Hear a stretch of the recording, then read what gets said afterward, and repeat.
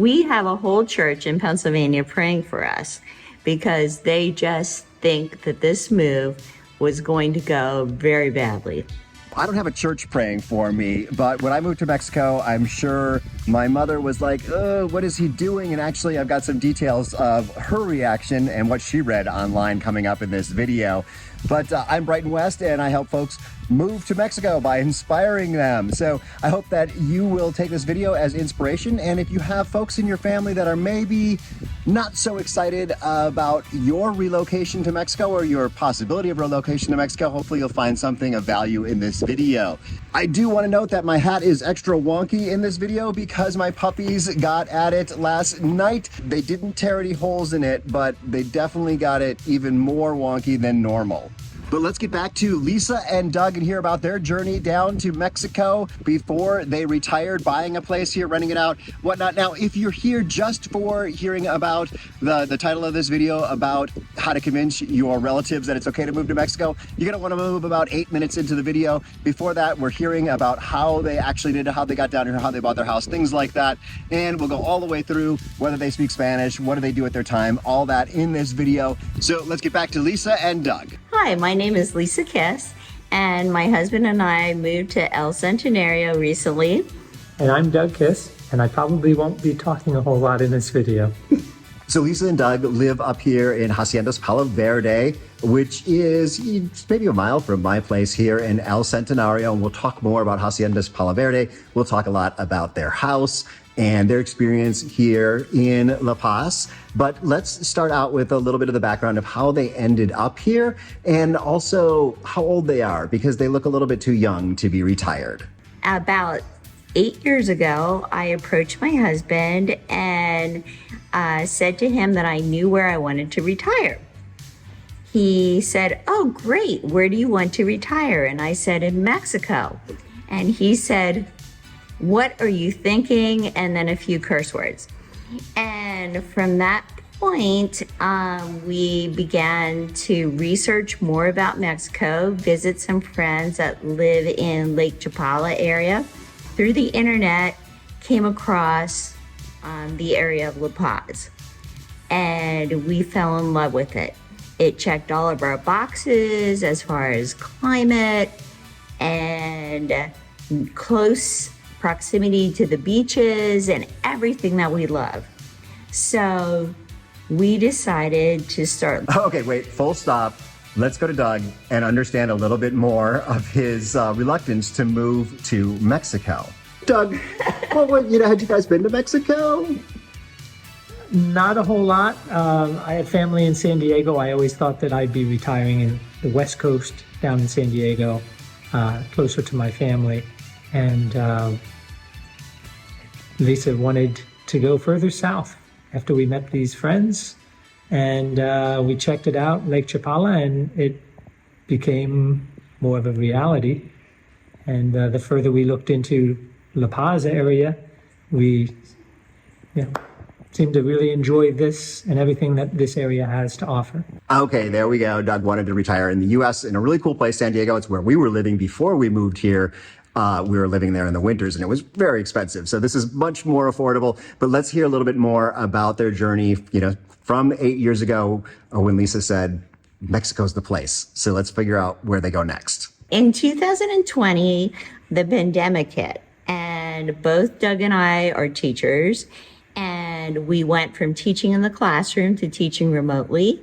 And that was not a pleasant experience. And we really felt the urge to figure out how to retire as soon as possible. We were living in Hershey, Pennsylvania. Ironically, yes, our last name is Kiss, and we lived in Hershey. I ended up teaching 35 years. Doug was teaching 37 years. Pandemic hit. We just needed to call it quits. So we scheduled a trip to come down here and meet with Jim McDonald through Baja Life Realty. Then that trip we canceled.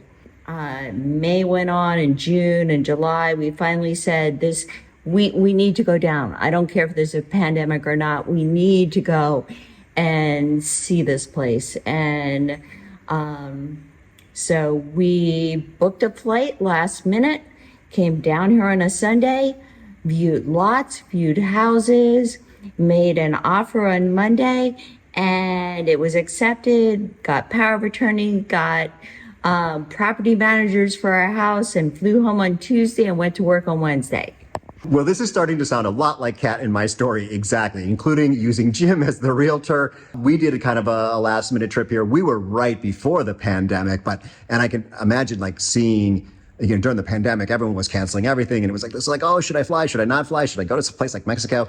So, this is kind of fun. It's, everyone says, and I think these guys might agree, that you should move somewhere and rent and test it out and make sure it's the right place.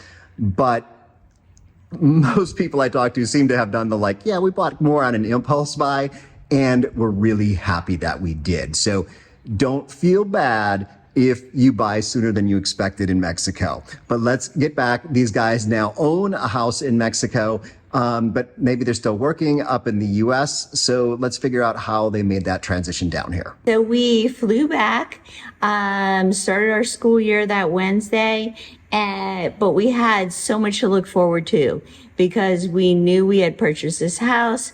We knew that we had a plan in place for our retirement. So the final few years of our working and teaching was very manageable because of that. We are very fortunate that we were able to retire early. I'm currently 57 and Doug is currently 59.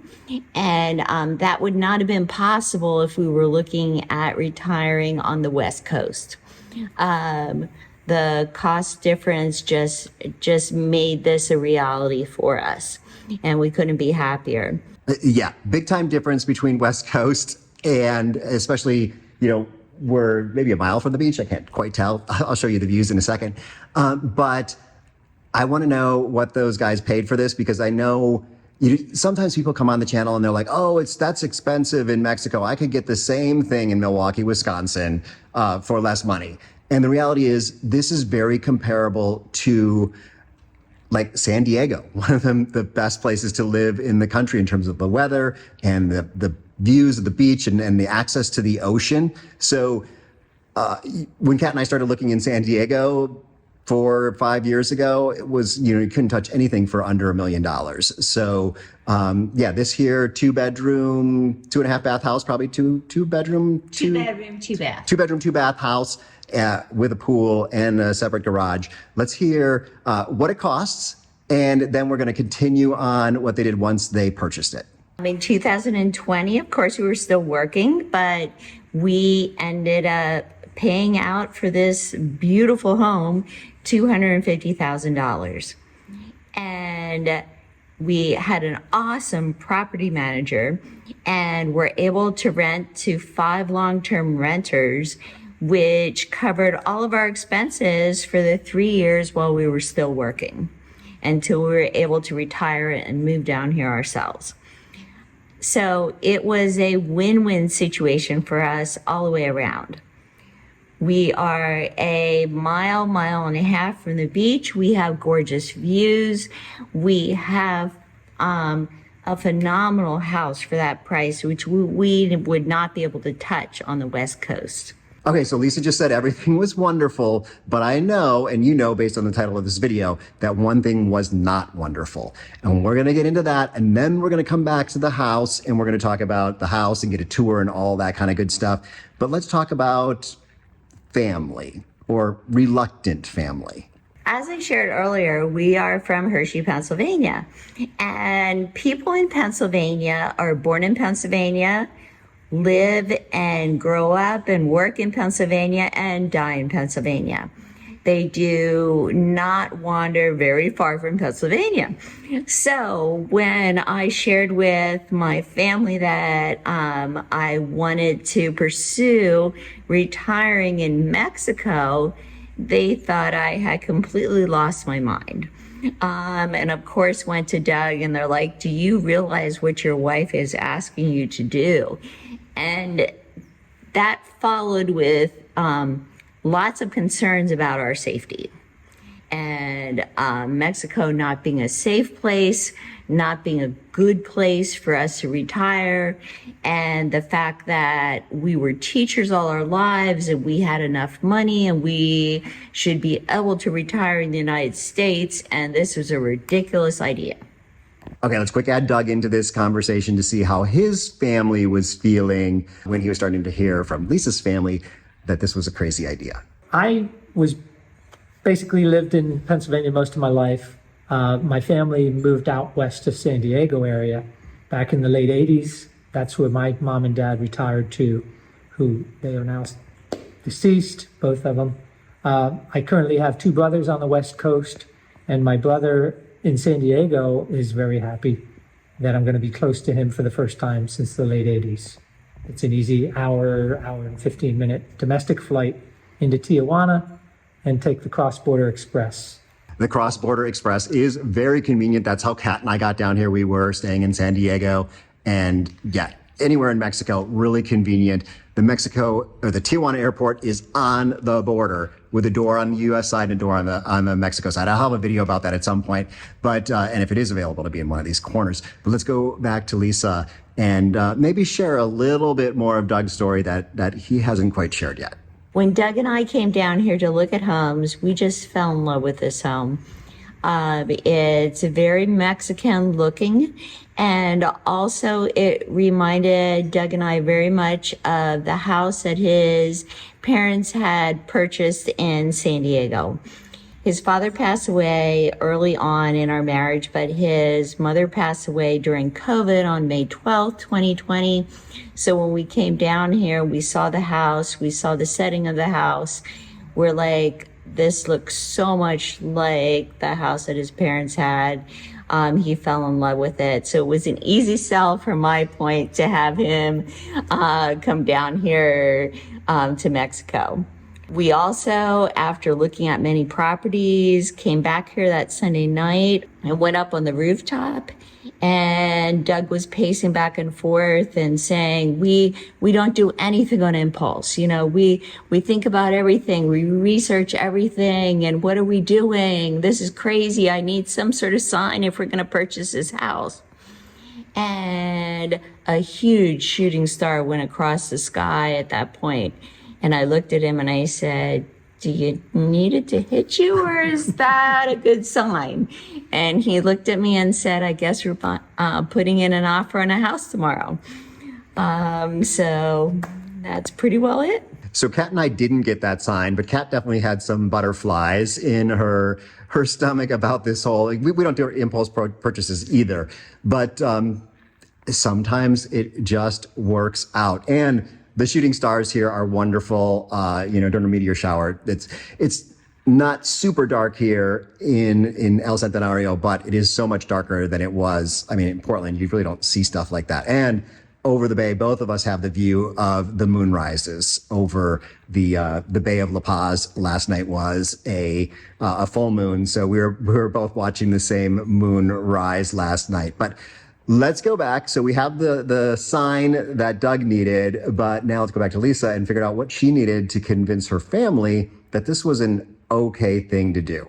My family, when we flew back home after purchasing the house, was very, very surprised.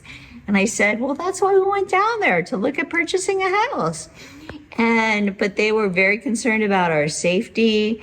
And as I had previously mentioned, nobody from Pennsylvania moves very far from there, and Mexico is very far. And they did not look at it as being a safe country to move to. My mother very frankly told me that we would have been very happy if you would have moved to San Diego on the West Coast. It's far away, but it's in the United States and it's safe. So I proceeded to look for evidence to prove to them to how safe this area is.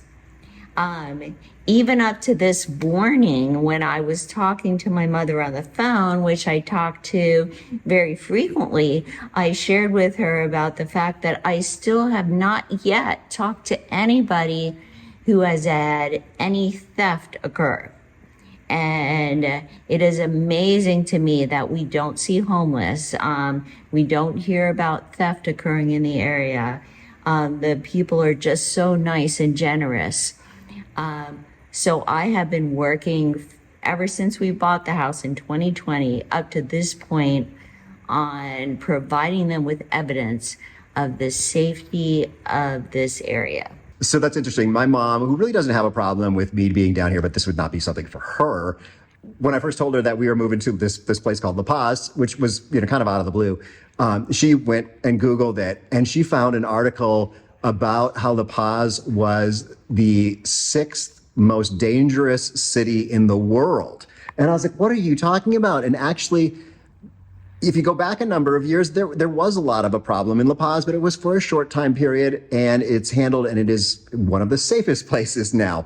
But it's important to know that things do change in Mexico, and there's a lot of stuff on the internet that if someone's looking for it, they're going to find something that may not be representative of what things are like today. That was under different administrations and different time period, and I think it was based on El Chapo being arrested and things like that and brought into the United States. So it can be complex, but for the most part, the areas where foreigners choose to live are safe places in Mexico.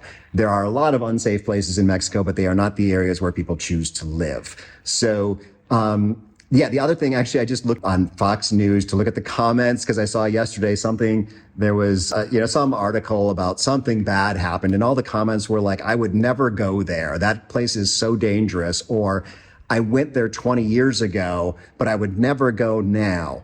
And it seems to be most people who have a negative opinion of Mexico haven't been here recently or who have never been here. So it's people who are getting this second, third hand through the news, through the media, who's looking for the most sensational stories. I have a video, actually, it's probably up in one of those corners, about my views of that and explaining a little bit about where the problems are in Mexico and how most foreigners don't choose to live in those areas and how it's different. It's kind of like, you could go to the south side of Chicago, and you could go to some place in some small town that's super safe. They are not the same thing, and the same thing happens here in Mexico. It's a big country with problems just like the United States, but with other areas that are very safe, just like the United States. As I had previously mentioned, we shared all these statistics and everything with my family, who are still concerned.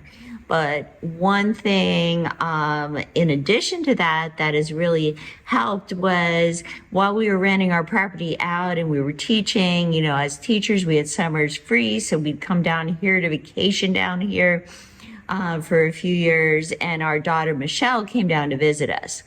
So her experiences down here, she relayed to my parents about what a wonderful place it is, what a great place it is for Doug and I to be in, and how much she enjoyed it down here. So her personal experience and sharing that with grandparents, I think was very important for my mom and dad to hear, as well as the different aspects that we share in conversations. Now that I talk to them on the phone, we share with them things that we're doing, like we're going on a whale tour next week.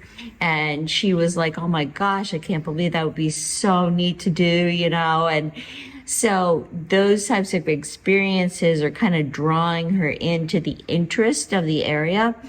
As well as we shared probably about a month ago, we got our internet connected and we now have access to all of the same sites and everything that they do in Pennsylvania. We can even get up the local radio station, which is Froggy Valley 100. So when I call them, I'm like, hey, do you hear what's on in the background? This is your radio station. It's not like we're out in the middle of nowhere. And we're safe, we're happy.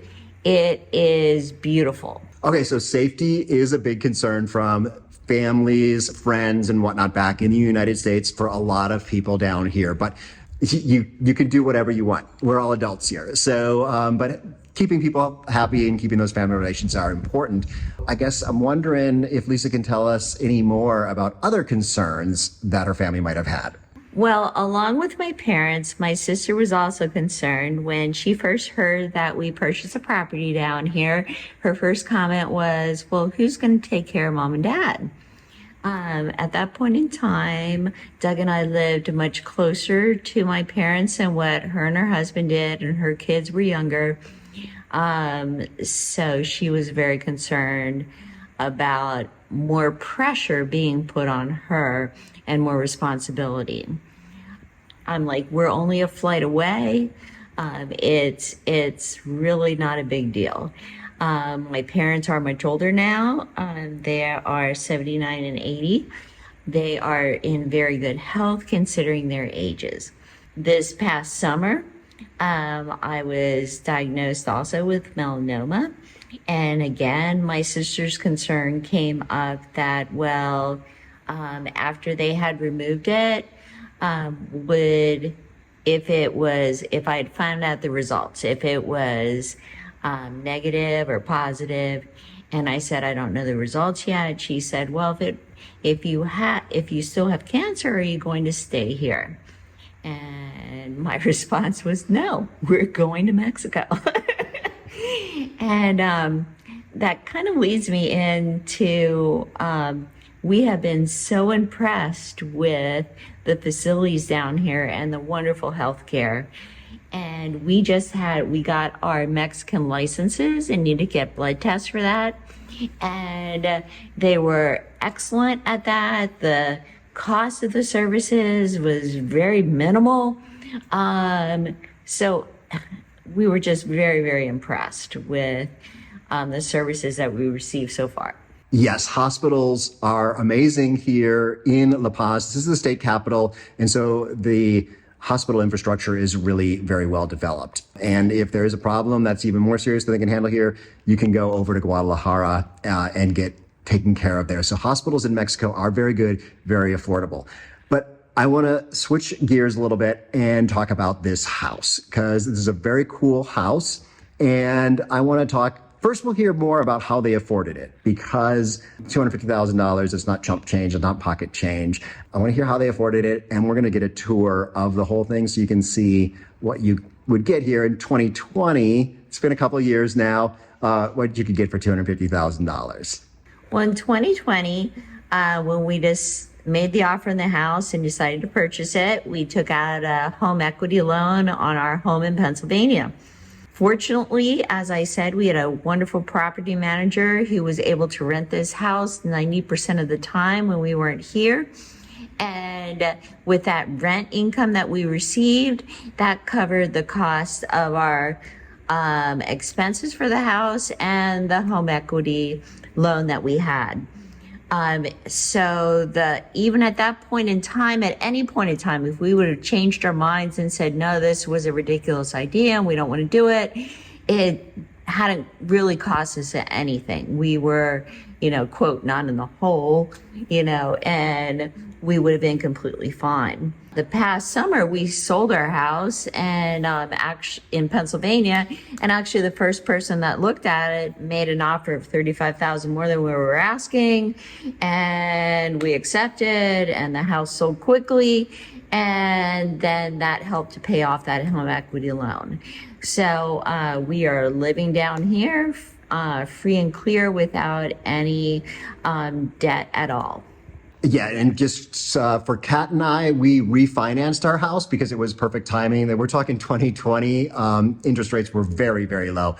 One thing, talking with Jim McDonald, who's the realtor that sold both of our houses to us, he was saying that things have changed a little bit. Like the idea of getting a home equity loan or a home equity line of credit, especially a home equity, or especially a refinance, is very difficult now because no one wants to give up their interest rates if they bought a few years ago.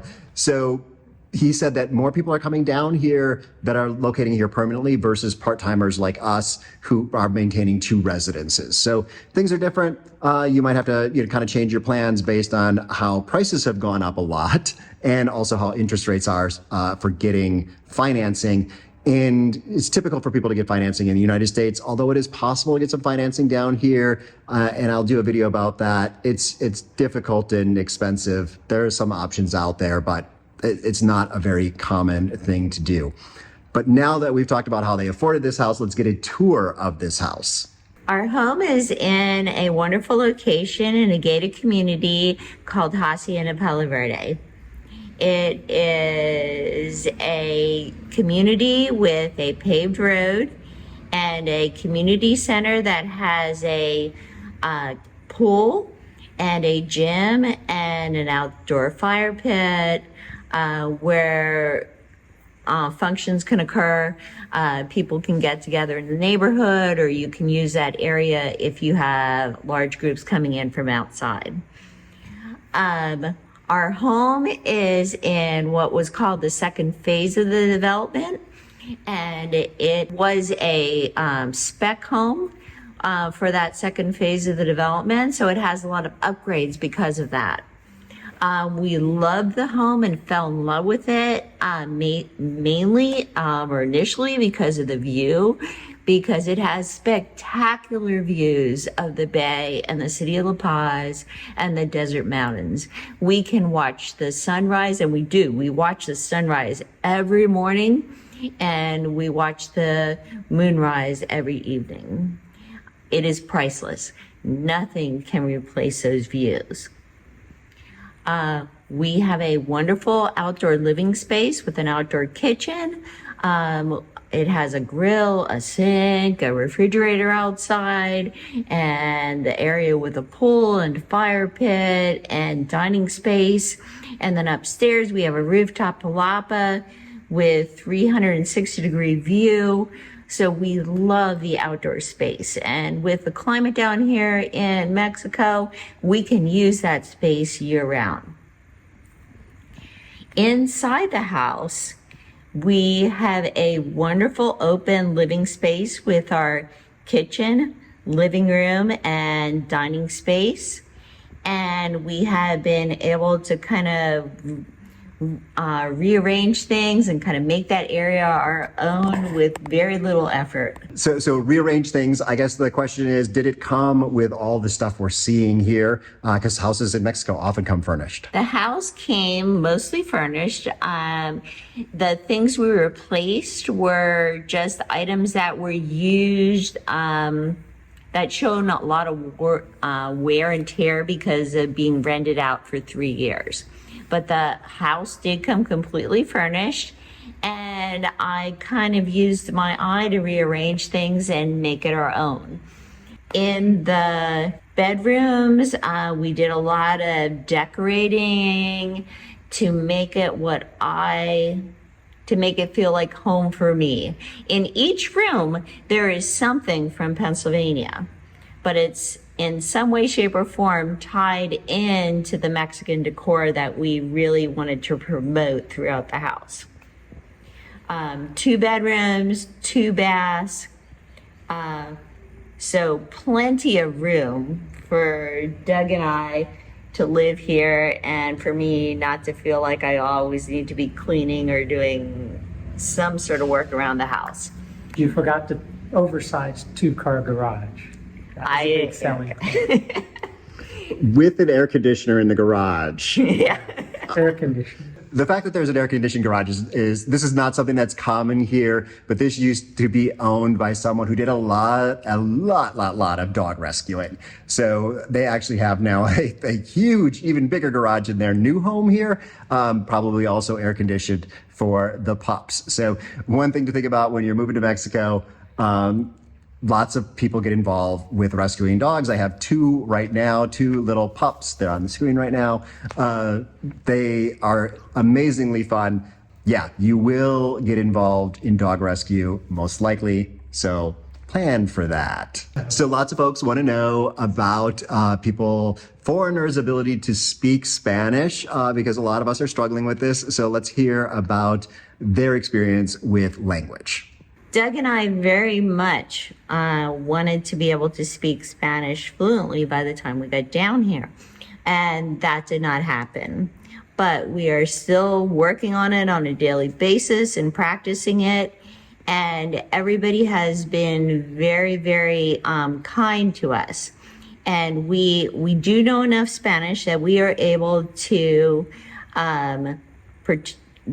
have a conversation and get what we need, and whether it's at a grocery store or at a function that we're at, we're able to communicate. And if we need to, we get out our phones and we use those as a backup for us.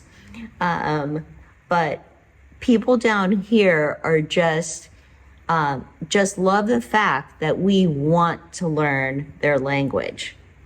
And I have had many people say to me that they just think it's great that we are trying so hard to learn to speak their language.